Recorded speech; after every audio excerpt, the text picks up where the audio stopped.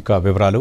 Bharat Austria మధ్య దౌత్య సంబంధాలు మొదలై 75 సంవత్సరాలు పూర్తయిన సందర్భంగా మోదీ ఆ దేశంలో పర్యటిస్తున్నారు.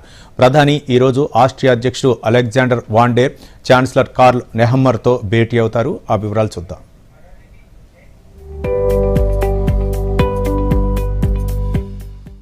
ఆస్ట్రియాతో సంబంధాలను బలోపేతం చేసుకునే దిశగా భారత్ మరో అడుగు ముందుకేసింది. ప్రధాని నరేంద్ర మోదీ ప్రస్తుతం ఆ దేశంలో పర్యటిస్తున్నారు. మన దేశ ప్రధాని ఒకరు ఆస్ట్రియాకు వెళ్లటం 41 ఏళ్లలో ఇదే తొలిసారి. 1983లో చివరిసారిగా ఇందిరాగాంధీ ఆ దేశాన్ని సందర్శించారు.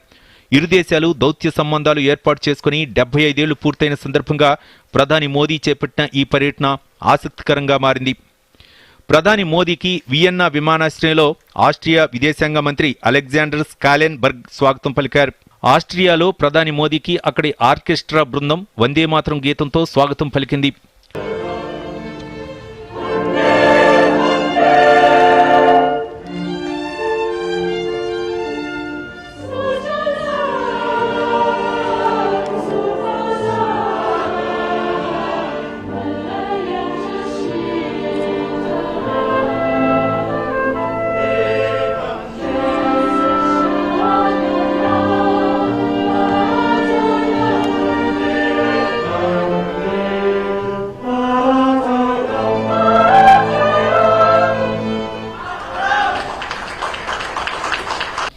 ఆస్ట్రియాలోని ప్రవాస భారతీయులు ప్రధాని మోదీకి హృదయపూర్వక స్వాగతం పలికారు.